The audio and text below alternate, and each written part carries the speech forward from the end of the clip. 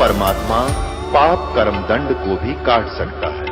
अभी तक जिस भी संत व महापुरुष से मिले उन्होंने यही बताया कि पाप कर्म फल भोगने से ही समाप्त होगा। वो प्रभु कौन है जो पाप कर्म को काट देता है, वो काल के बंधन से छुड़वा देता है। उसका क्या नाम है, पूजा की विधि क्या है? कृपया अवश्य सुनिए जगत गुरु तत्वदर्शी संत रामपाल जी महाराज के अमृत वचन। तीसरा स्कंद है।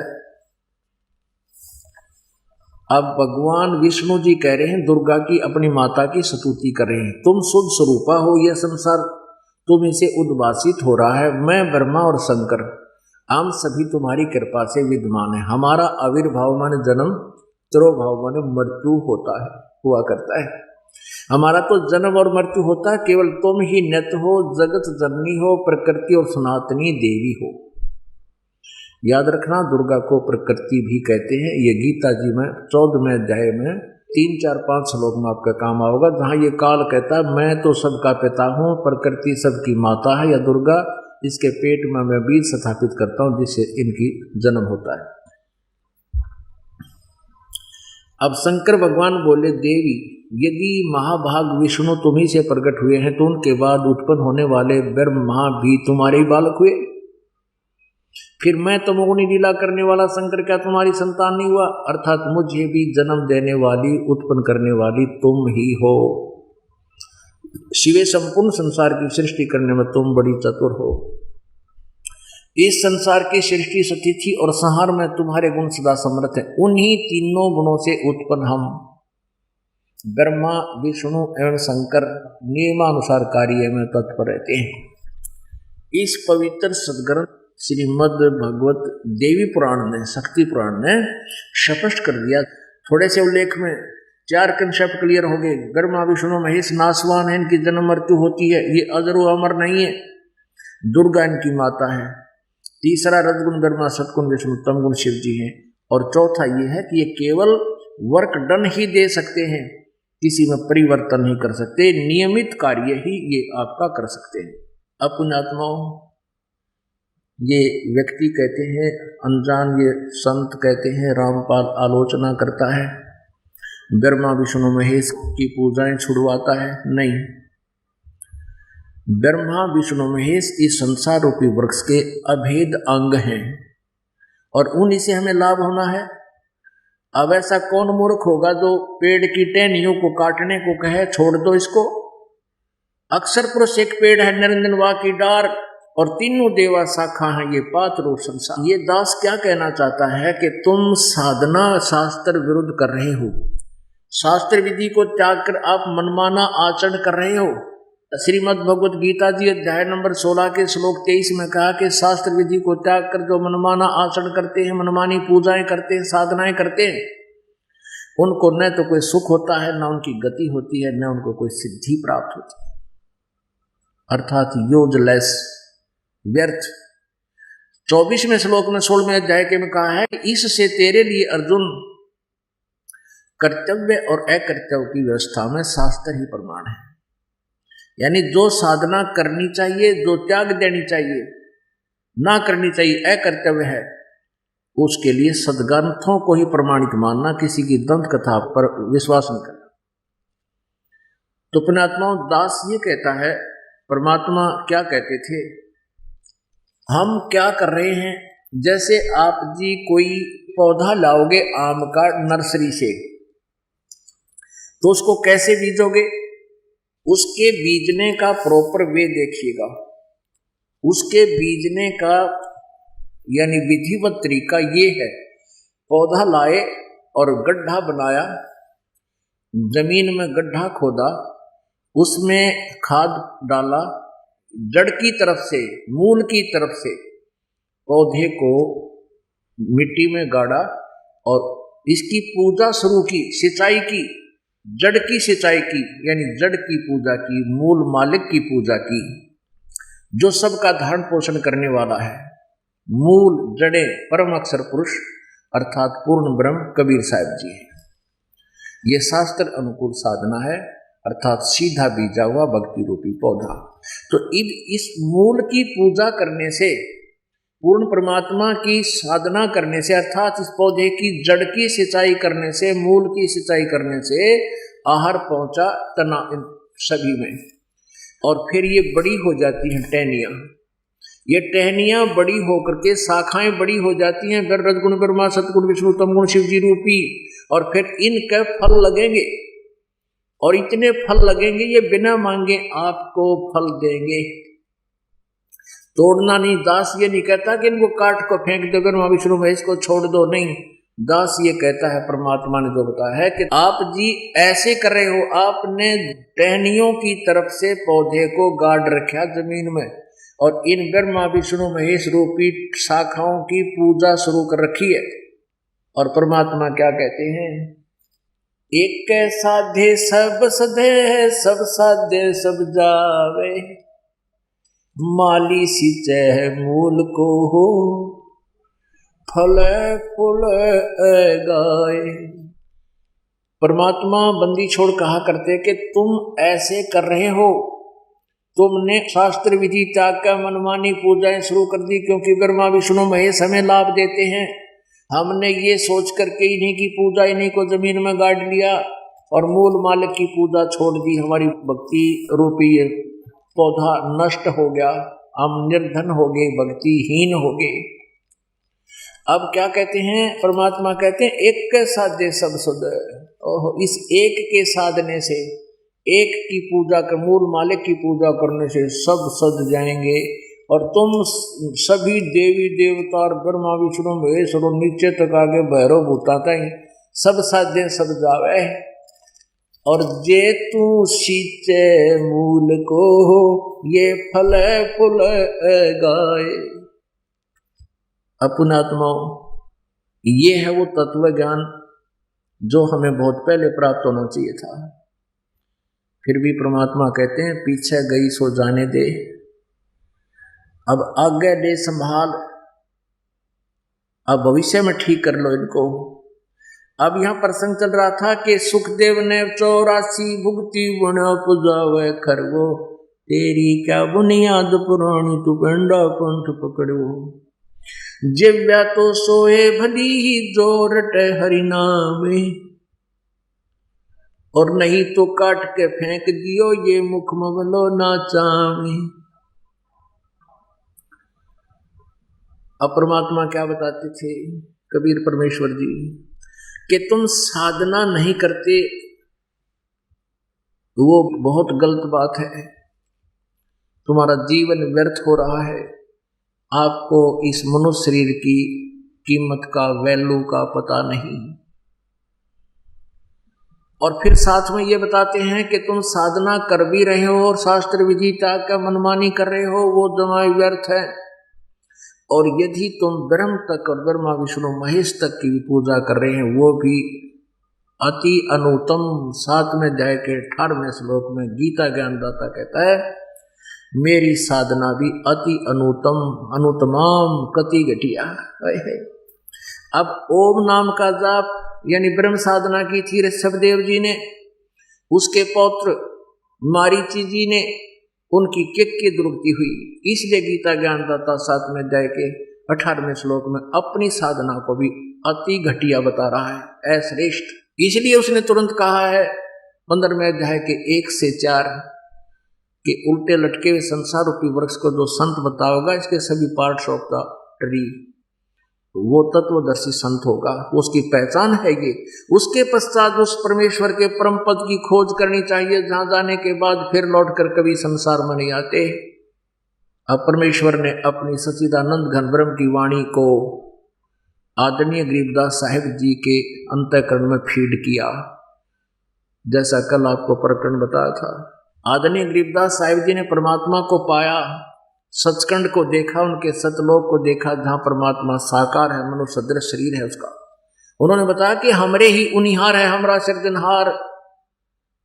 और फिर उन्होंने क्या बताया, मन तू चल रे सुख के सागर, जहां शब्द सिंधु रत्नागर। इस मन को, आत्मा को प्रेरित कर रहे हैं परमात्मा के तू सुख सागर में वहां चल, सतलोक में जहां दुख नाम की वस्तु नहीं। उसकी परिभाषा बताते हैं कि शंखों लहर मेर की उपजे, कर नहीं जा कोई, दास गरीब अचल अविनाशी सुख का सागर सोई। उस सतलोक की महिमा बताते हैं कि जैसे आप कभी एकांत में बैठे हो, कभी कभी होती है ऐसी सतीठी, अंदर से एक ऐसी हिलोर उठती है, उसमें कोई भी हमें दुश्मन भी दुश्मन नजर नहीं आता, आत्मा में सबके प्रति रहम, एक मेहर की लहर उठती है। उसके जाने के बाद फिर कोशिश करने पर भी वह स्थिति हमारी नहीं बन पाती। तो परमात्मा कहते हैं वो मेहर की लहर थी थोड़ी सी, उसके बाद ये कहर की लहर है, ये हो गया वो हो गया, उसका क्या होगा, हे भगवान मर गए।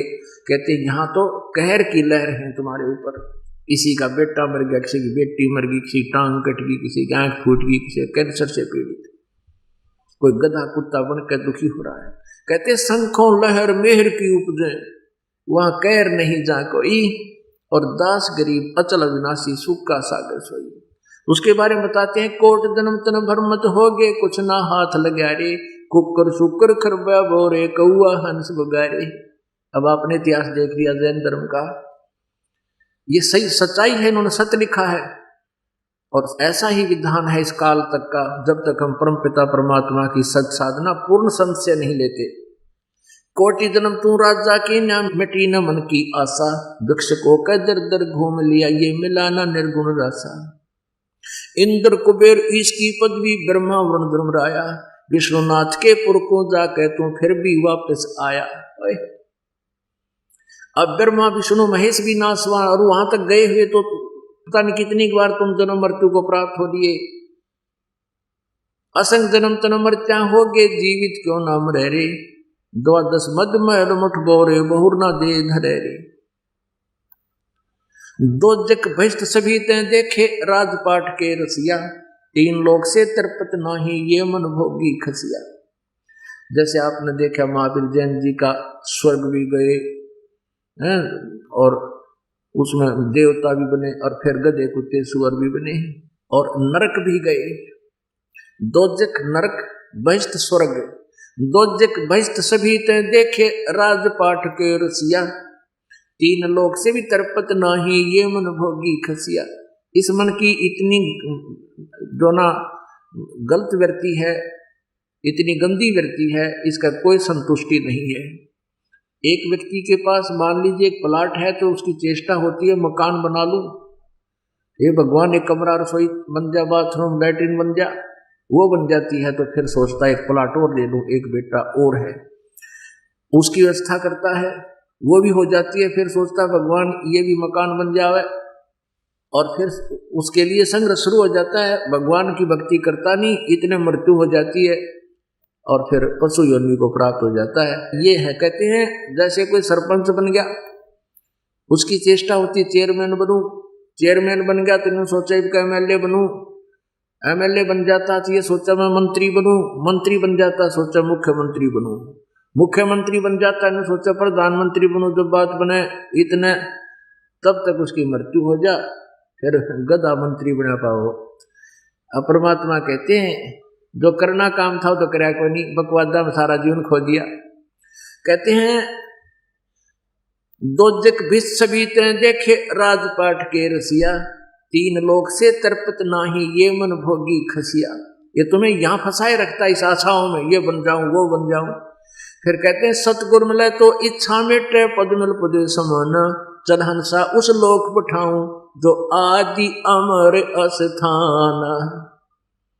परमात्मा कहते हैं चल उस सतलोक में ले चलो। गरीबदास साहिब जी कहते हैं चलो उस लोक में, सतगुरु मिले तो इच्छा मिटे, परम संत मिले तो यहाँ की सब साधनाएं से जो तुम लाभ प्राप्त करे उससे हटावे तुम्हारा मन, और सतगुरु मिले तो इच्छा मिटे, पद मिल पदे समाना।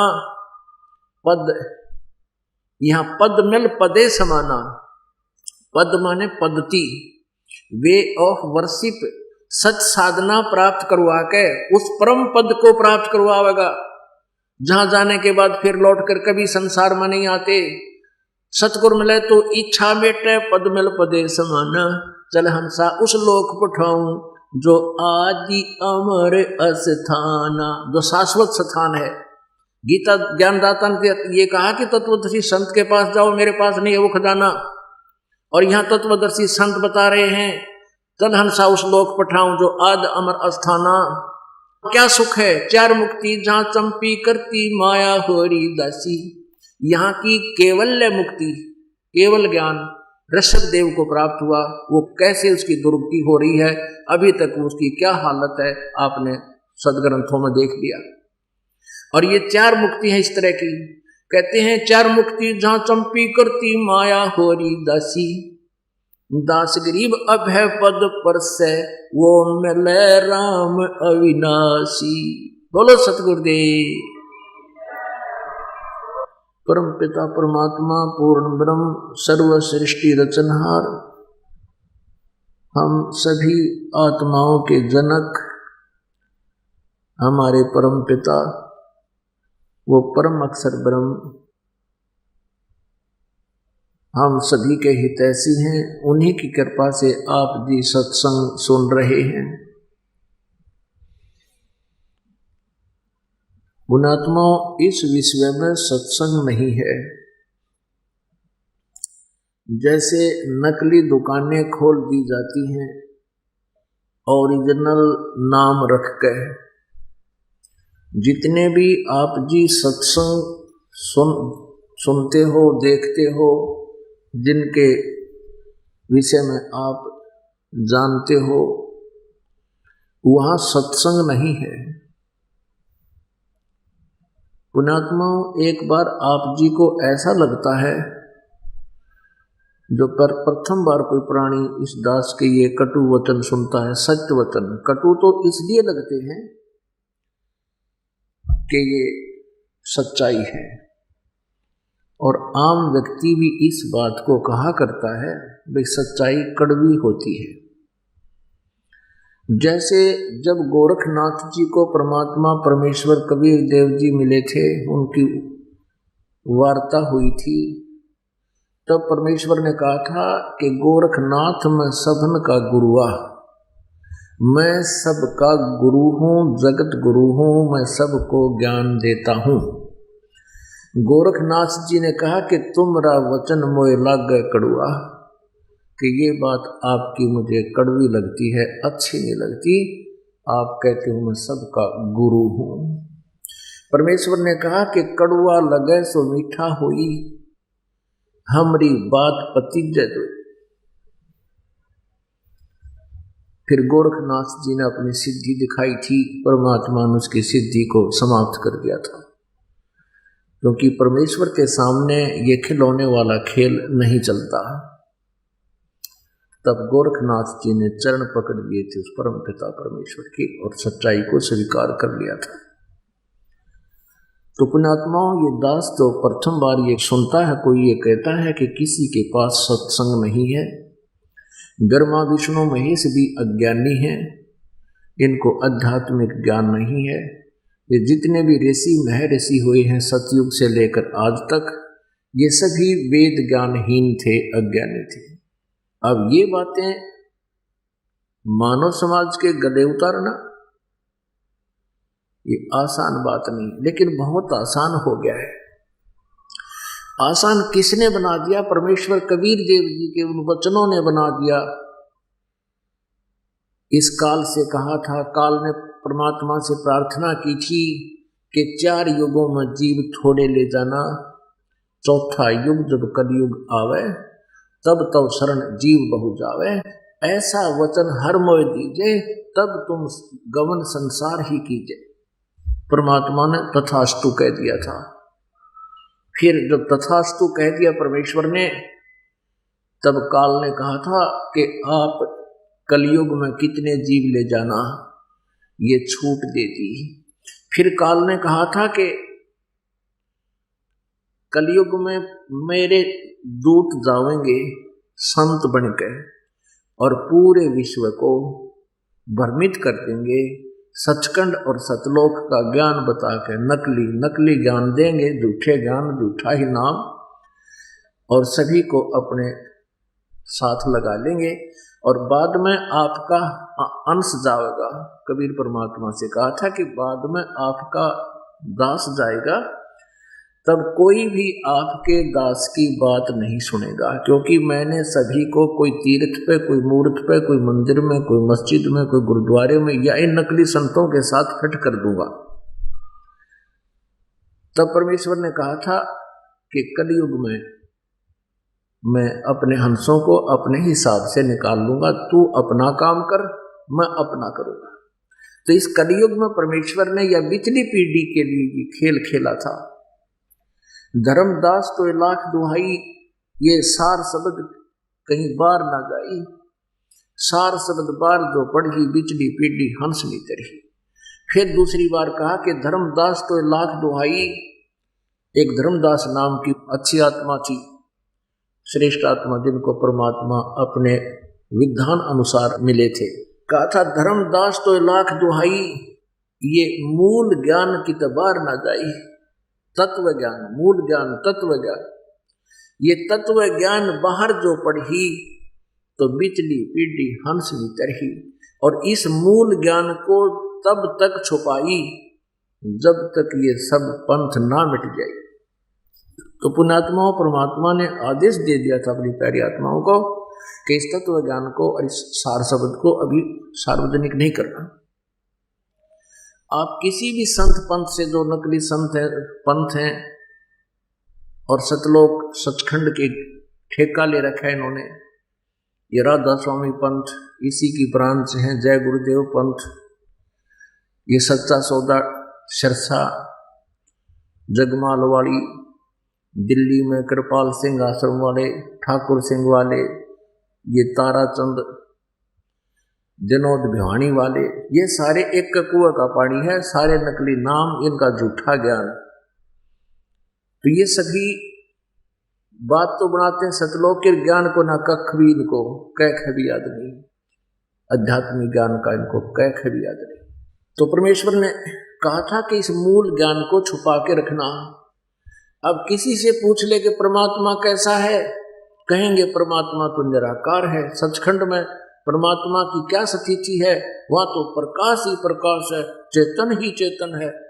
और आत्मा परमात्मा में, सचखंड में ऐसे समा जाती है जैसे बूंद समुद्र में, और परमात्मा सचखंड में, सतलोक में निराकार है। अब ये कोई ज्ञान हुआ इनका। अब कोई कहे कि तुम समुद्र में डूब कर मर जाओ, चलो तुम्हें डुबोता हूं, करो चार, कितने कहोगे? कोई बात हुई या? वहां भगवान है नहीं, परमात्मा निराकार है। हम भटक रहे भगवान के लिए, परमात्मा मिले उसके दर्शन करें, अपना दुख रोआ सीने से लगावे हमारे को, हमारे दुखों का हरण करे। और परमात्मा है ही नहीं तो हम के टिंडे लाएंगे उस सतलोक में। तो पुण्यात्माओं, हमें मूर्ख बना रखा था नकली संतों ने, ये काल के दूत हैं। अब प्रसंग चला है कि कोई भी तत्व ज्ञान से परिचित नहीं, इवन ब्रह्मा जी, विष्णु जी, शिव जी। बताओ, अब यही परिचित नहीं है तो फिर बाकियों का तो बुद्धिमान को कहते हैं संकेत ही बहुत होता है। अब थोड़ा सा कंसेप्ट ये क्लियर करके फिर आज का सत्संग कि परमात्मा कैसा है, वो कहाँ प्रमाण है, वो दिखाते हैं। अब आपको दिखाते हैं श्री ब्रह्मा जी, श्री विष्णु जी और श्री व्यास जी, जो इन 18 पुराणों का, चारों पवित्र वेदों का, पवित्र श्रीमद् भगवत गीता का, पवित्र सुधा सागर का राइटर है। और श्री नारद जी, जो एक महान संत ऋषि माने जाते हैं, उन सब के विचार दिखाते हैं उनको कितना आध्यात्मिक ज्ञान है। ये देखिए, श्रीमद् देवी भागवत यानी दुर्गा पुराण,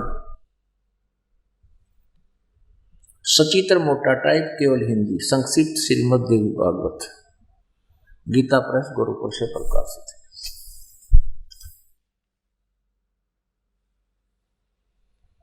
संपादक हनुमान प्रसाद पोदार, चिमनलाल गोस्वामी।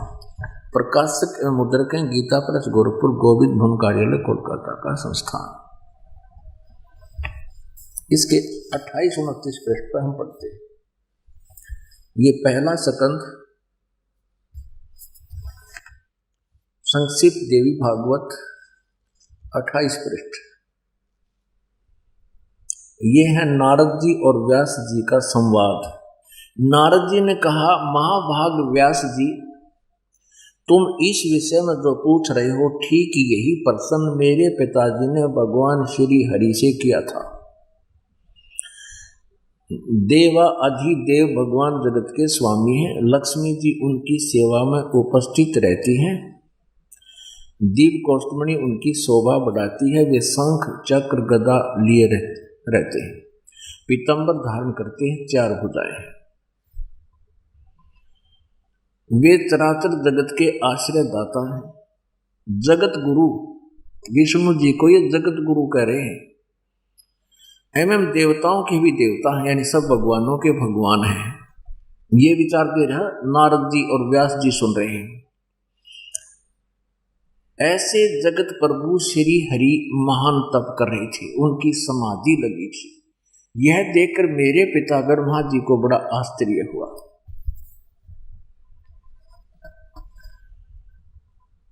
अतः उन्होंने उनसे जानने की इच्छा प्रकट की। ब्रह्मा जी ने पूछा, प्रभु आप देवताओं के अध्यक्ष, जगत के स्वामी और भूत भविष्य एवं वर्तमान सभी जीवों के एकमात्र शासक हैं। ब्रह्मा जी अब विष्णु जी को सर्वेश्वर बता रहा है। भगवान फिर आप क्यों तपस्या कर रहे हैं और किस देवता की आराधना में ध्यान मगन है? मुझे असीम आश्चर्य तो यह हो रहा है कि आप देवेश्वर एवं सारे संसार के शासक होते हुए समाधि लगाए बैठे हैं। अब ब्रह्मा जी के विनीत वचन सुनकर भगवान श्री हरि यानी विष्णु जी उनसे कहने लगे, ब्रह्मन सावधान होकर सुनो, मैं अपने मन का विचार व्यक्त करता हूँ। देवता दानव मानव सब यही जानते हैं कि तुम सृष्टि करते हो, मैं पालन करता हूँ और संकर संहार क्या करते हैं। किंतु फिर भी वेद के पारगामी पुरुष अपनी युक्ति से सिद्ध करते हैं कि रचने पालने और संहार करने की यह योग्यता जो हमें मिली है, इसकी अधिष्ठात्री शक्ति देवी है, दुर्गा है। वे कहते हैं कि शंकर की सृष्टि, संसार की सृष्टि करने के लिए तुम्हें राजसी शक्ति का संचार हुआ, तुम में ब्रह्मा रजगुण है, ये भी सिद्ध हो रहा है, और मुझ में सात्विक शक्ति मिली है, विष्णु जी सतगुण है, और रुद्र में तामसी शक्ति का आविर्भाव हुआ है। सुवर्त प्रत्यक्ष और परोक्ष दोनों उदाहरण मैं तुम्हारे सामने रखता हूँ, सुनो। यह निश्चित है कि उस शक्ति के अधीन होकर ही मैं इस शेष नाग की सैया पर सोता और सृष्टि करने का अवसर आते ही जाग जाता हूँ। मैं सदा तप करने में लगा रहता हूँ। विष्णु जी कह रहे हैं, उस शक्ति के शासन से कभी मुक्त नहीं रह सकता। कभी अवसर मिला तो लक्ष्मी के साथ सुखपूर्वक समय बिताने का सौभाग्य प्राप्त होता है। मैं कभी तो दानव यानी राक्षसों के साथ युद्ध करता हूँ। अखिल जगत को भय पहुंचाने वाले दैत्यों के विकराल शरीरों को शांत करना मेरा परम कर्तव्य हो जाता है। और यहाँ क्या स्पष्ट करते हैं, यहाँ कलम तोड़ दी अपने दातम ज्ञान की विष्णु जी ने। मुझे सब प्रकार से शक्ति के अधीन होकर रहना पड़ता है, दुर्गा के। उन्हीं भगवती शक्ति का मैं निरंतर ध्यान किया करता हूँ, दुर्गा का। ब्रह्मा जी, मेरी जानकारी में यानी मेरे आध्यात्मिक ज्ञान में जितना मुझे ज्ञान है, उस जानकारी में इन भगवती शक्ति से यानी दुर्गा से बढ़कर कोई देवता नहीं, दूसरा कोई भगवान नहीं। अपुजात्माओं, ये अंत आ गया श्री विष्णु जी के स्पिरिचुअल नॉलेज का, आध्यात्मिक ज्ञान का। ये कहते हैं कि मैं दुर्गा से बढ़कर, दुर्गा से अतिरिक्त मैं किसी भगवान से परिचित नहीं, इनसे बड़ा कोई भगवान नहीं, और मैं इन्हीं की पूजा करता हूँ। और फिर क्या बताते हैं कि मैं कभी तो घोर तप करता हूँ, फिर राक्षसों को मारता हूँ जो जनता को दुखी करते।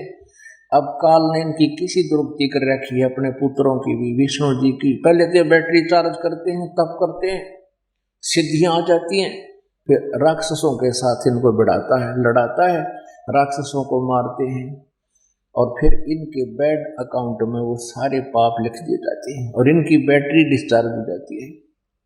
फिर ये ब्रह्मा विष्णु महेश जी तीनों के तीनों अन्य योनियों में चले जाते हैं। अब हम दिखाते हैं कि ये तो ज्ञान था श्री विष्णु जी, ब्रह्मा जी, नारद जी, व्यास जी का, कि विष्णु जी को सर्वेश्वर कह रहे हैं, सब देवताओं के और भगवानों के भगवान बता रहे हैं, जगत गुरु बता रहे हैं। अब वो जगत गुरु विष्णु जी कह रहा है मैं दुर्गा से ऊपर किसी देवता किसी भगवान को नहीं जानता। अब दुर्गा क्या बताती है अपना आध्यात्मिक ज्ञान, अब इसी पुस्तक के 562 पृष्ठ पे है, ये 7वां स्कंद संक्षिप्त देवी भागवत 562 पृष्ठ पे। देवी के द्वारा हिमालय को ज्ञानो उपदेश ब्रह्म स्वरूप का वर्णन। श्री देवी जी कहने लगी पर्वतराज, उस ब्रह्म का क्या स्वरूप है यह बतलाया जाता है, जो प्रकाश रूप सबके अत्यंत समीप में स्थित हृदय रूप गुहा में स्थित होने के कारण गुहाचर नाम से प्रसिद्ध है। वह महान पद अर्थात परंपरा पे है। वह समस्त प्रजा के ज्ञान से परे है, किसी की बुद्धि में आने वाला नहीं है, यह तुम जानो। जो परम प्रकाश रूप है, जो सूक्ष्म से भी अत्यंत सूक्ष्म है और जिसमें संपूर्ण लोक और उन लोकों के निवास करने वाले प्राणी स्थित हैं, और वही यह अक्षर ब्रह्म है।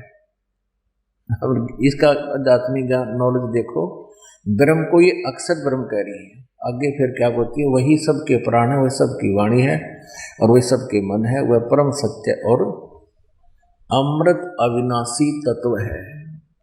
सौम्य उस वेदने योग्य लक्ष्य का तुम वेधन करो, मन लगाकर उसमें तन्मय हो जाओ। सौम्य उपनिषद में कथित महान अस्त्र रूप धनुष लेकर उस पर उपासना द्वारा तीक्ष्ण किया हुआ बाण संधान करो, फिर भावानुगत चित्त के द्वारा उस बाण को खींचकर उस अक्षर रूप ब्रह्म को लक्ष्य बनाकर वेदन करो। प्रणव यानी ओम तो धनुष है, जीव आत्मा बाण है और ब्रह्म को उसका लक्ष्य कहा। अब यहाँ तो अक्षर ब्रह्म, फिर केवल ब्रह्म पाएगी। अब ओम नाम है, जीव आत्मा जाप करे, ब्रह्म को पाने का उद्देश्य है, ये ओम जाप है। यहाँ देखिएगा, उस एकमात्र परमात्मा को ही जाने, दूसरी सब बातों को छोड़ दे। दुर्गा कहती है मेरी पूजा भी नहीं करना, किसी की पूजा नहीं करना, केवल एक ब्रह्म की पूजा करनी। यही अमृत रूप परमात्मा के पास पहुंचाने वाला पुल है। संसार समुद्र से पार होकर अमृत स्वरूप परमात्मा को प्राप्त कराने का यही सुलभ साधन है। इस आत्मा का ओम के जप के साथ ध्यान करो, इससे अज्ञान में अंधकार से सर्वथा परे और संसार समुद्र से उस पार जो ब्रह्म है उसको पा जाओगे। तुम्हारा कल्याण। ओम जाप करो, ब्रह्म पाने का उद्देश्य करो, उसकी प्राप्ति हो जाएगी। वो कहाँ रहता है? वह सबका आत्मा ब्रह्मलोक रूप दिव्य आकाश में स्थित है। वह ब्रह्मलोक में रहता है। अपना आत्मा दुर्गा ने अपना फाइनल कर दिया कि ब्रह्म से ऊपर कोई शक्ति को नहीं, और विष्णु जी ने फाइनल कर दिया कि मैं दुर्गा से ऊपर कोई भगवान नहीं जानता। अब गीता जी अध्याय नंबर 8 के श्लोक नंबर 13 में गीता ज्ञानदाता ये काल है, ये ब्रह्म है, श्री कृष्ण जी में प्रवेश करके बोल रहा है भूत की तरह। ये कहता है ओम इति एकाक्षरम ब्रह्म व्यवहारम माम अनुसमरण ये प्रयाति तदम देहम स याति परमाम गतिम। मुझ ब्रह्म का केवल एक ओम अक्षर है, यह एक ओम अक्षर है। उच्चारण करके सिमरण करता हुआ ये प्रयाति तदम देहम, जो शरीर छोड़कर जाते हुए उसका उच्चारण करता हुआ शरीर छोड़कर जाता है। स याति परमाम गतिम, वो ओम से मिलने वाली जो उच्चतम गति है, श्रेष्ठ परम गति है उसको प्राप्त होता है। अब ओम से कौन सी परम गति प्राप्त होती है? ब्रह्मलोक प्राप्त होता है। श्रीमद् भगवद गीता जी अध्याय नंबर 8 के श्लोक नंबर 16 में कहा कि ब्रह्मलोक पर्यंत ये सभी लोक पुनरावर्ती में है, अर्थात वहां गए हुए प्राणी भी फिर जन्म मृत्यु में आते हैं। गीता जी अध्याय नंबर 4 के श्लोक नंबर 5 और 9 में, अध्याय नंबर 2 के श्लोक नंबर 12 में, अध्याय नंबर 10 के श्लोक नंबर 2 में गीता ज्ञानदाता कहता है, अर्जुन तेरे और मेरे बहुत जन्म हो चुके, तू नहीं जानता मैं जानता हूं। पहले भी जन्म हुए, आगे भी होंगे। इससे सिद्ध है कि ब्रह्म भी नाशवान है। इसलिए इसने गीता जी अध्याय नंबर 18 के श्लोक नंबर 62 में कहा कि अर्जुन तू सर्वभाव से उस परमेश्वर की शरण में जा, उसकी कृपा से ही तू परम शांति को और सनातन परम धाम यानी सतलोक को प्राप्त होगा। गीता जी अध्याय नंबर 15 के श्लोक नंबर 1 से 4 में स्पष्ट किया है कि ऊपर को जड़ वाला, नीचे को तीनों गुण रूपी शाखा वाला। ऊपर को जड़ तो पूर्ण परमेश्वर है, सतपुरुष परम अक्षर ब्रह्म है, और नीचे को तना अक्षर पुरुष है, डार फिर सर पुरुष है, और तीनों शाखा रजगुण ब्रह्मा सतगुण विष्णु तम गुण शिव जी, तीनों देवा शाखा और पात रूप संसार। इस उल्टे लटके हुए संसार रूपी वृक्ष को जो संत बता देगा, इसके सारे पार्ट्स ऑफ द ट्री, वृक्ष के सभी भागों को बता देगा कि तना कौन प्रभु है, इसकी डार कौन प्रभु है फॉर एग्जाम्पल, और शाखा कौन है, पत्ते कौन है, जड़ कौन प्रभु है, सवेदविद वो तत्वदर्शी संत है। तत्वदर्शी संत से पूछो उस परमात्म तत्व के बारे में। गीता जी अध्याय नंबर 4 के श्लोक नंबर 34 में कहा कि उस ज्ञान को जो परमेश्वर ने स्वयं आकर के उस अपने द्वारा रची हुई सृष्टि और ज्ञान दिया हुआ है, चौथे अध्याय के 32वें श्लोक में गीता जी ने कहा है, वो सच्चिदानंद घन ब्रह्म की, ब्रह्म ने मुखे सच्चिदानंद घन ब्रह्म की वाणी में विस्तार से कहा गया है, वो तत्व ज्ञान है। चौथे अध्याय के 34वें श्लोक में कहा कि उस तत्व ज्ञान को तू तत्वदर्शी संतों के पास जाकर समझ, उनको दंडवत प्रणाम करने से वो तत्वदर्शी संत तुझे उस परमात्म तत्व का ज्ञान बताएंगे।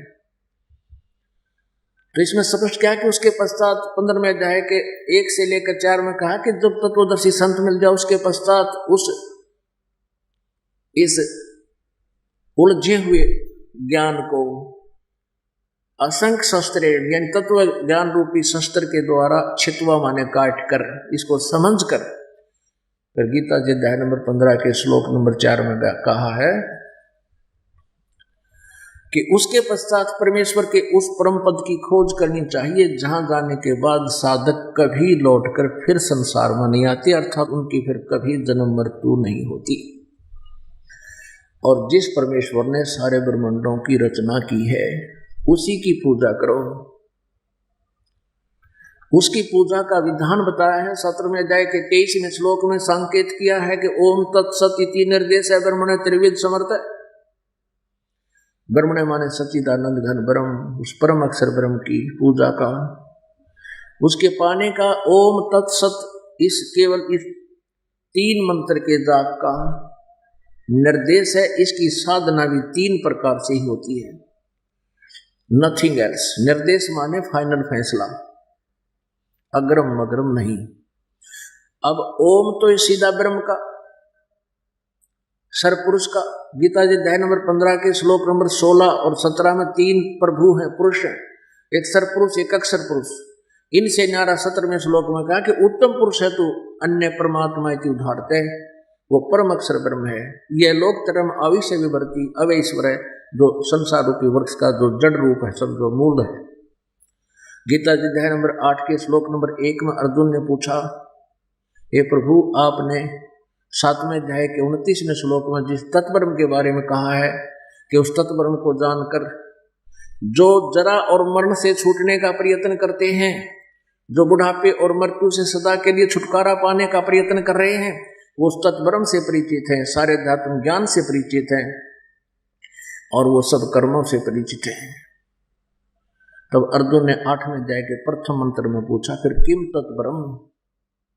8वें अध्याय के तीसरे श्लोक में गीता ज्ञानदाता ने कहा वो परम अक्षर ब्रह्म है। सरपुरुष सरब्रह्म कहो चाहे सरपुरुष कहो, अक्षर पुरुष कहो चाहे अक्षर ब्रह्म कहो, परम अक्षर पुरुष कहो चाहे परम अक्षर ब्रह्म कहो, वो परम अक्षर ब्रह्म है। तो गीता जी अध्याय नंबर 15 के श्लोक नंबर 17 में उस परम अक्षर ब्रह्म की तरफ संकेत है। उत्तम पुरुष तु अन्य परमात्मा इति उदाहरत है, और ये लोग तरम अविश्य विवर्ती अवैश्वर है। वो परम अक्षर ब्रह्म है जो वास्तव में अविनाशी है, परमेश्वर है और सबका धारण पोषण करने वाला है। वो श्रेष्ठ प्रभु है। अब ये क्लियर हो गया कि ना ब्रह्मा जी को ज्ञान, ना विष्णु जी को, ना शिव जी को, क्योंकि शिव जी को तो अंडरस्टूड है, उन्होंने ज्ञान ही ब्रह्मा जी से विष्णु जी से प्राप्त हुआ। अब अन्ना दुर्गा को, अब ब्रह्म को भी कंप्लीट ज्ञान नहीं है, वो भी ऑप्शन छोड़ रहा है कि मुझे उस परमात्मा की वे ऑफ वर्शिप का ज्ञान नहीं, तत्वदर्शी संतों से पूछो। परमात्मा ने अपनी सच्चिदानंद घन ब्रह्म की वाणी में कहा कि तीन लोक और भवन चतुर्दश कोई नहीं सत्संगी। तीन लोक और भवन चतुर्दश में कोई भी सत्संगी नहीं है, सच्चे ज्ञान से परिचित नहीं है, तत्व ज्ञान से परिचित नहीं। अब आपको दिखाते हैं सतयुग के ब्राह्मणों की क्या स्थिति थी, अपने सदग्रंथ ही बताते हैं, दास नहीं बता रहा, क्योंकि जिन सदग्रंथों को हम सत्य मानते हैं आज उन्हीं सदग्रंथों को हम स्वयं पढ़ रहे हैं, और ये अज्ञानी हमारे गुरु थे नकली, ये इन सदग्रंथों के गूढ़ रहस्य को नहीं समझ सके, इन्होंने हमारे को लोकवेद सुना रखे, दंत कथा। सदग्रंथों की सच्चाई हमें नहीं बता पाई, क्योंकि उसका कारण बताया है परमेश्वर कबीर देव जी ने। गुरु बिन वेद पढ़े जो प्राणी, समझे न सार रहे अज्ञानी। गुरु बिन काहू न पाया ज्ञान, जो थोथा भूस छड़े मूड किसाना। ये थोथा भूस छड़े थे, ये ऐसा प्रयत्न था इनका, सदग्रंथों को समझा नहीं और व्यर्थ प्रयत्न कर और करवा रहे थे। गुरु बिन काहू न पाया ज्ञान, जो थोथा भूस छड़े किस मूड किसाना। गुरु बिन वेद पढ़े जो प्राणी, समझे ना सार रहे अज्ञानी। आज तक ये वेदों को नहीं समझ सके। वेदों में कहीं भी दुर्गा की पूजा का प्रावधान नहीं है, केवल एक ब्रह्म की पूजा। ब्रह्म के बाद फिर ब्रह्म कहता है कि उस परम अक्षर ब्रह्म की पूजा करनी चाहिए जिससे पूर्ण मोक्ष होगा। अब देखिएगा, यही देवी भागवत गीता प्रेस गोरखपुर से प्रकाशित है, इसके 414 पृष्ठ पर दिखाते हैं सतयुग के ब्राह्मणों की क्या स्थिति थी। ये छठा स्कंध संक्षिप्त देवी भागवत 414 पृष्ठ। जन्मे जय ने पूछा, महाभाग किस युग में कैसा धर्म का स्वरूप है, इस संपूर्ण विषय को विशेष रूप से बताने की कृपा कीजिए। व्यास जी बोले, राजन, यह निश्चय है कि सतयुग में ब्राह्मण वेद के पूर्ण विद्वान थे और उनके द्वारा निरंतर भगवती जगदम्बा की आराधना होती थी। हालिया और सतयुग के ब्राह्मण यानी महर्षियों का क्या कह रहा है व्यास जी के, राजन यह निश्चय है कि सतयुग में ब्राह्मण ये ऋषि महर्षि वेद के पूर्ण विद्वान थे और दुर्गा की पूजा करें। और दुर्गा ने कहा ओम की पूजा करो, सारी छोड़ दो, मेरी भी ना करो। भगवती के दर्शन करने के लिए उनका मन सदा ललायित रहता था। प्रत्येक गांव में शक्ति मंदिर का उद्घाटन हो, इस विषय की उनके मन में बड़ी उत्सुकता रहती थी। ये मंदिरा के लठी नन गडवा रखे सतयुग ते लाग रहे प्रयत्नशील है, ये जिनकी कति आवश्यकता नहीं थी। अब यहां देखना, धर्म की यही स्थिति त्रेता में रही, परंतु कुछ ह्रास हो गया था। सतयुग की जो स्थिति थी वह द्वापर में विशेष रूप से कम हो गई। राजन, उन प्राचीन युगों में जो राक्षस समझे जाते थे वे कलयुग में ब्राह्मण माने जाते हैं। अब कलयुग आएगा तो कतिये उड़ा गया, क्योंकि अब के ब्राह्मण प्राय पाखंड करने में तत्पर रहते हैं, दूसरों को ठगना, झूठ बोलना और वैदिक धर्म कर्म से अलग रहना कलियुगी ब्राह्मणों का स्वाभाविक गुण बन गया है। वे कभी वेद नहीं पढ़ते, तो जय गणेश देवा पाएंगे। अपने आत्माओं, अब आपको दिखाते हैं हमारे सदग्रंथ परमात्मा के विषय में क्या जानकारी देती है। परमात्मा परमेश्वर साकार है और मनुष्य सदृश है। हमारे सभी धर्मों के सदग्रंथ उसको साकार बताते हैं, मनुष्य सदृश बताते हैं। लेकिन अभी तक प्रत्येक धर्म के अनुयायी अपने सदग्रंथों से अपरिचित है। अब सबसे पहले आपको दिखाते हैं पवित्र बाइबल में। पवित्र बाइबल में आप किसी से भी ईसाई धर्म के श्रद्धालु से पूछिएगा कि परमात्मा की क्या सच्ची है, वो साकार है या निराकार, वो तुरंत कहेगा कि गॉड इज फॉर्मलेस, परमात्मा निराकार है, उसका कोई आकार नहीं। आप मुसलमान धर्म के अनुयायी से पूछिए, वो भी कहेंगे परमात्मा बेचून है, बेचून माने निराकार है। हिंदू धर्म के अनुयायियों से पूछिए, वो भी कहेंगे परमात्मा निराकार है। और सिख धर्म के अनुयायियों से पूछिए, वो भी कहेंगे परमात्मा निराकार है, अकाल पुरुष निराकार है। और जबकि सभी सदग्रंथ परमात्मा को साकार मनुष्य सदृश बताते हैं, उसका नाम कबीर बताते हैं। और जिन्होंने परमेश्वर का साक्षात्कार हुआ वो संत भी परमात्मा को साकार बताते हैं, सशरीर बताते हैं और उनका नाम कबीर बताते हैं। अब पहले आपको पवित्र बाइबल दिखाते हैं। यह देखिएगा पवित्र बाइबल, संपूर्ण जीवन अध्ययन बाइबल, पवित्र बाइबल संपूर्ण जीवन अध्ययन Bible, general editor Donald C Stamps MA MDV, Life Publisher International, Springfield Missouri USA, printed in India. यहाँ दिखाते हैं, ये हिंदी में पढ़ेंगे इसको, ये वही का वही है। प्रबंध संपादक डेविड स्टुअर्ट, अंग्रेजी प्रधान संपादक डोनाल्ड सी स्टामस MA MDV, संयुक्त संपादक जे वेस्ले आदम्स PhD, संपादक समिति। ये इतने कितने दुख, PhD कम कोई नहीं। Full life Saturday Bible, live publishers international, Springfield Mussoorie, इतने USA। अब इसके बिल्कुल प्रारंभ में उत्पत्ति ग्रंथ यानी जेनेसिस में देखते हैं। बिल्कुल प्रारंभ में ये देखिएगा, यहाँ से उत्पत्ति आरंभ होता है यहाँ से पवित्र बाइबल का। अंग्रेजी में इसको कहते हैं जेनेसिस। 4 पृष्ठ पर, आदि में परमेश्वर ने आकाश और पृथ्वी की सृष्टि की। पृथ्वी बेडौल और सुनसान पड़ी थी और गहरे जल के ऊपर अंधियारा था तथा परमेश्वर का आत्मा जल के ऊपर मंडराता था। जब परमेश्वर ने कहा उजियाला हो, तो उजियाला हो गया। और परमेश्वर ने उजियाले को देखा अच्छा है, और परमेश्वर ने उजियाले को अंधियारे से अलग किया। और परमेश्वर ने उजियाले को दिन, अंधियारे को रात कहा। सांझ हुई, फिर भोर हुआ, इस प्रकार ये पहला दिन हो गया। दूसरे दिन सांझ हुई, फिर इसमें कुछ और रखा। तब परमेश्वर ने एक अंतर बनाकर उसके नीचे जल और उसके ऊपर जल को अलग किया, और वैसा ही हो गया। और परमेश्वर ने इस अंतर को आकाश कहा। और सांझ हुई, फिर भोर हुआ, इस प्रकार ये दूसरा दिन हो गया। फिर तीसरा दिन, सांझ हुई, फिर भोर हुआ, ये तीसरा दिन हो गया। हम अपने काम की बात पर आते हैं। सांझ हुई, फिर भोर हुआ, ये चौथा दिन हो गया।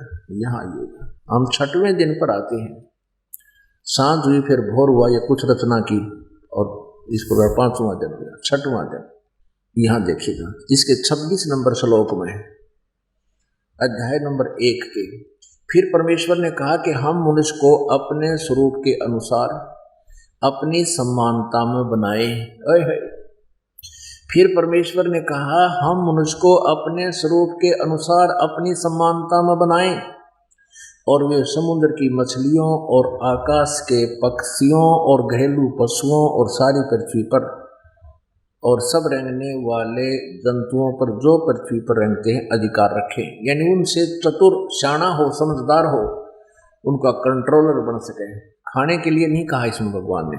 तब परमेश्वर ने 27 नंबर श्लोक में, तब परमेश्वर ने मनुष्य को अपने स्वरूप के अनुसार उत्पन्न किया। अपने ही स्वरूप के अनुसार परमेश्वर ने उसको उत्पन्न किया, नर और नारी करके उसने मनुष्य की सृष्टि की। पुण्यात्माओं, अब परमेश्वर कहा करते मोए सुन सुन आवे हंसी, देखो पानी में मीन पियासी। मोए सुन सुन आवे हंसी, देखो पानी में मीन पियासी।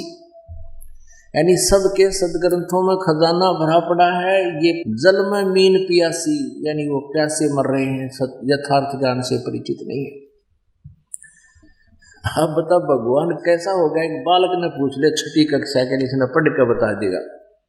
परमात्मा भगवान परमेश्वर ने कहा मनुष्य को मैं अपने जैसे रूप का बनाऊंगा, और ऐसा ही कर दिया, नर नारी करके उसकी सृष्टि कर दी। बता फिर भगवान निराकार की तो हो गया। ओए होए। अब कबीर परमेश्वर कहा करते मेरे साथ दो भाई मन सब जग भूला पाया। मेरे साथ दो भाई मन सब जग भूला पाया। आगे देखो, परमेश्वर ने किसी को भी मांस खाने का आदेश नहीं दिया। हम ये 5 पृष्ठ पर पढ़ रहे हैं, 5 पृष्ठ और जेनेसिस यानी उत्पत्ति, और 27वां हमने पढ़ लिया। अब देखो 28वां। अब कहते हैं फिर परमेश्वर ने उनको आशीष दी और कहा तुम फूलो फलो पर जाओ। ठीक है। फिर परमेश्वर ने कहा कि सुनो, मनुष्य के खाने के लिए क्या आदेश है परमेश्वर का। फिर परमेश्वर ने कहा सुनो, जितने बीज वाले छोटे छोटे पेड़ सारी पृथ्वी के ऊपर हैं, और जितने वृक्षों में बीज वाले फल होते हैं, वे सब मैंने तुमको दिए हैं, वे तुम्हारे भोजन के लिए हैं। मांस खाने का आदेश परमात्मा का किसी को नहीं है। ये फाइनल फैसला है पूर्ण परमात्मा का, जिसने सृष्टि रची। अब हम यहाँ देखते ये 6ठा दिन हो गया, सांझ हुई, फिर भोर हुआ, इस प्रकार ये 6वां दिन हो गया। अब 7वें दिन में क्या क्या, और परमेश्वर ने अपना काम जिसे वह करता था 7वें दिन समाप्त किया, और उसने अपने किए हुए सारे काम से 7वें दिन विश्राम किया। अपने आत्माओं, ये स्पष्ट हो गया कि परमात्मा ने 6 दिन में सृष्टि रची, 7वें दिन तख्त पर जा बैठे, यानी विश्राम किया। अब पवित्र कुरान शरीफ के अंदर सूरत फुरकानी 25 आयत नंबर 52 से 59 तक ये स्पष्ट कर रखा है कि वह कबीर नाम का परमेश्वर है, और जिसको मुसलमान धर्म के अनुयायी जिसको अपना अल्लाह मानते हैं, कि उस अल्लाह ने कुरान शरीफ का ज्ञान दिया, ज्ञान बताया। वो कुरान शरीफ का ज्ञान दाता अल्लाह कह रहा है हजरत मोहम्मद जी को कि मैं तुझे जो ज्ञान दे रहा हूँ, इसको काफिर नहीं मानते कि कबीर इज गॉड, कबीर अल्लाह है, तो उनकी बातों में मत आना। मेरे द्वारा इस कुरान की शरीफों की हिदायतों पर तो विश्वास रखना, और वो परमात्मा वही है जिसने 6 दिन में सृष्टि रची, 7वें दिन तख्त पर जा बैठे। इसे सिद्ध हुआ कि कुरान शरीफ का ज्ञान दाता से अन्य है कोई पूर्ण परमेश्वर, जिसका उस कुरान शरीफ के ज्ञान दाता को भी ज्ञान नहीं। उसने भी ऑप्शन छोड़ दिया कि उसकी जानकारी किसी बाखबर से पूछो, यानी तत्वदर्शी संत से पूछो। अभी दिखाते, ये देखिएगा पवित्र कुरान शरीफ, इस पे क्या लिखा है। यह वह इल्हामी किताब है जिसमें कोई संदेह की गुंजाइश नहीं। स्पष्ट कर दिया कि इसमें जो लिखा है हमने इसको पूर्ण रूप से स्वीकार्य है। कौन? मुसलमान धर्म के श्रद्धालु बोल रहे हैं, कह रहे हैं, लिख रहे। अब मुदरतम यानी स अनुवाद सटीपण शास्त्रीय अरबी पद्धति पर नागरी लिपि में रूपांतरकार नंद कुमार अवस्थी, शेरवानी संस्करण। ये तो अरबी भाषा है। जालिकल किताबु ला रैब जैसल फी, यह वह इल्हामी किताब है जिसमें कोई संदेह की गुंजाइश नहीं, यानी कतई सत्य है, कुरान शरीफ। मुतरजम बरहसिया सानुवाद स्टीफन शास्त्रीय अरबी पद्धति पर नागरी लिपि में शेरवानी संस्करण। कहाँ से छपी है? प्रकाशक हैं लखनऊ किताब घर, मौसम बाग, सीतापुर रोड, लखनऊ से। अब आपको दिखाते हैं, ये देखिएगा सूरत फुरकानी, प्रश्न नंबर 604 पे है। सूरत फुरकानी, कुरान शरीफ सूरत फुरकानी 25 नंबर। और हम नीचे आते हैं, ये है अरबी भाषा लिखी उर्दू में, और इसका फिर अरबी भाषा का जैसे ये हिंदी में लिखा है ऐसा उर्दू में लिखी है। यहाँ देखिएगा इसके 52 नंबर आयत, ये 51 यहाँ समाप्त हुई। फला तुतियल काफिरिन व जाहिदुम बिही जाहिदन कबीरन।